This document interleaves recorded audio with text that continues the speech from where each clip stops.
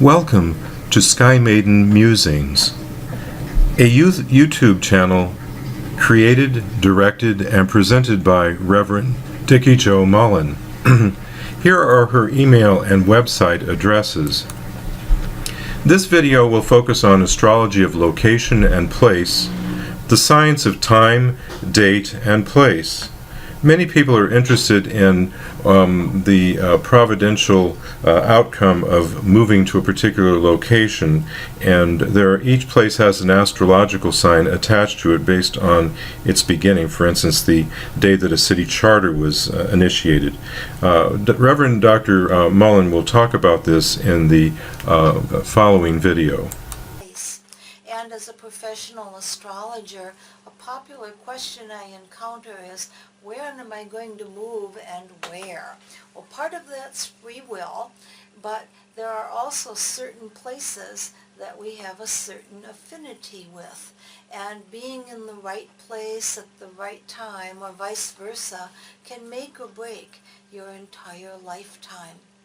Each of the states in the United States has its own birth chart and its own horoscope, and these are determined by when the state joined the Union. Also, every city, when it's incorporated or has a charter, also has a birth date. And many years ago, when I was finishing school at the University of Florida and had to have somewhere to move, I picked the astrology chart of Orlando as a Cancer area with a lot of Leo in it, because that happens to be particularly good for my own birth chart. The different states that are especially popular, it seems, are Florida, which is a Pisces. And if you think of the water around Florida, if you think of the fish, the peninsula even has kind of a fish-like shape. If you think of how Florida is ruled by the planet Neptune, the planet of dreams and illusions, it's rather easy to see how an astrological sign can relate to a state. The state of California is a Virgo, and if we think of health foods, and also much of our produce, fruits and vegetables, are ruled by the birth sign of Virgo, it's easy to see how that state can relate to that sign. In order to find your own place to move, if you know your horoscope well, a state that shares your element, whether it's fire, earth, air, and water, or is the same as your sun, moon, or rising sign, will generally be favorable. The different points in a horoscope become different, and this is called mundane astrology, than they are in the familiar natal astrology.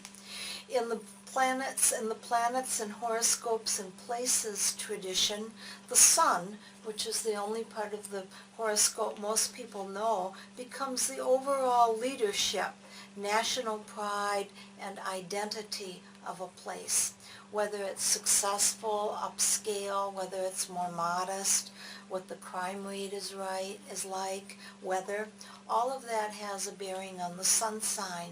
The moon relates to babies and children, the general food supply, water, daily shopping, mothers, and family life. The planet Mercury will describe the media, education, libraries, young people of elementary to middle school age, roads and travel conditions. That's an important consideration nowadays with the traffic. The planet Venus relates to culture, beauty, young people from about ages 14 to 21, which represents socializing, falling in love, but also with arts and ideals, not just social situations.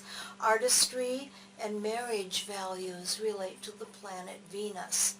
Mars, the god of war, is going to be prominent in places especially associated with the military.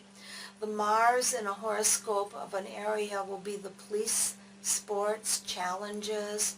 Also, accidents and overall stress will relate to that planet. Jupiter, the largest, luckiest planet, is benevolence, financial security, the judicial system, and religious situations, churches. Saturn will relate to resources for the elderly and also to tradition, history, restrictions, and limitations of different types. Uranus is technology, progress. It's the planet of astrology, social balance, and politics. Neptune relates to water, dreams, ghosts. Our place is haunted. Ghosts are very popular. Nearly every large city has a ghost tour now. Neptune in the chart will describe the veracity and also the presence of which types of ghosts might be there. Vague fears and anxieties, paranoia, that'll also relate to the planet Neptune. Pluto relates to the masses. It has a bearing on earth changes, organized crime, underground resources such as oil, crystals, and the foundations. Considering all of those factors will give wonderful insight into specific places. Certain countries have a traditional affinity with different signs, and so do famous cities. New York City has a link with the sign of Cancer, and if you think of the different ethnic neighborhoods, different little hometowns, and all the water around New York, it's also a place where there's a lot of food and different types of food, which relates a lot to the sign of Cancer. You can see the energy there.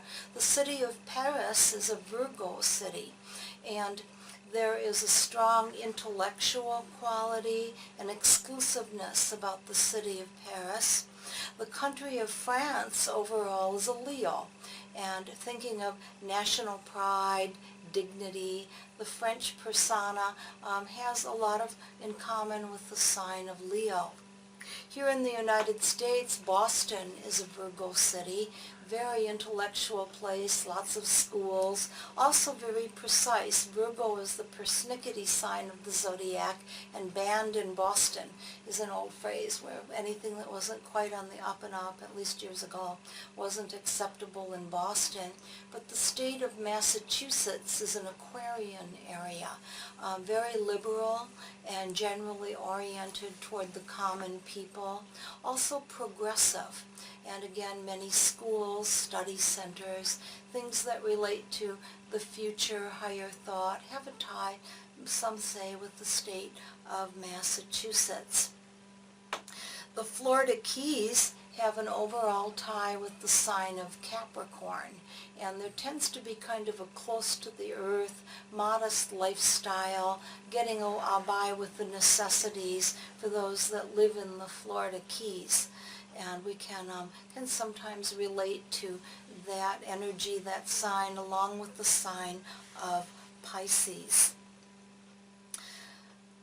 The state of Minnesota is a Taurus-ruled area, and there can be a lot of rural areas, thinking of barns, the sign of the bull, and also natural resources. The neighboring state of Wisconsin is a Gemini, and the schools in Wisconsin, the university in Madison, has always been kind of a desirable place for higher education and research, and we can see kind of the Gemini influences there. The city of New Orleans is a traditional Scorpio city, and thinking of New Orleans as being quite mysterious and deep and intense with many layers to it. It's at the base of the Mississippi River, and it collects a lot of energy. It's thought to be, along with St. Augustine, Florida, one of the most haunted areas in the United States, and also a place that has a great deal to do with survival, and again, secrets, different cultures, possibly the voodoo tradition related to New Orleans. We could relate to Scorpio influences. So, in choosing your next home, town, and destination and house, remember stars, for your dream house, because being in the right place at the right time is a secret that can be easily revealed by your birth chart. Your home will also have its own horoscope. The time when you sign the final papers is the chart to look at. People will talk about, when do I really move? It's kind of like getting married. You can get out of it while you're in the planning stages until the last minute when the signature is there, and that would be the horoscope for the next home that you live in.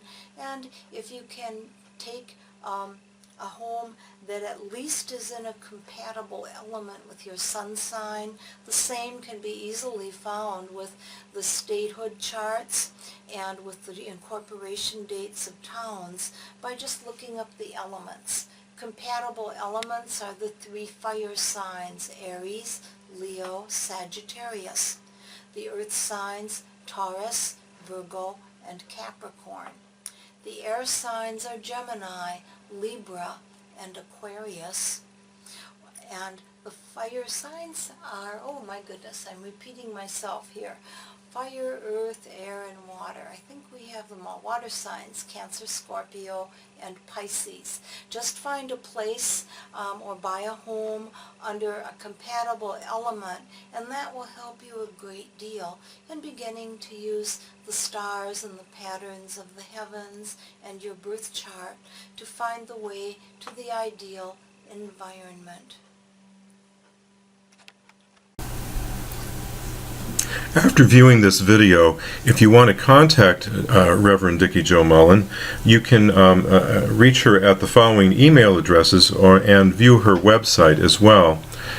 Dr. Mullen is a metaphysician who practices a number of techniques which you see here: astrology, crystals, dream analysis, graphology, numerology, palmistry, rune wisdom, and tarot card reading. And she does individual sessions for people, which include some or perhaps all of those techniques.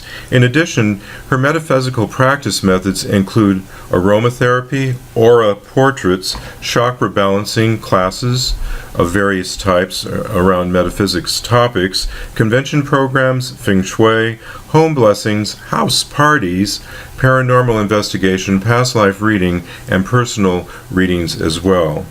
Thank you.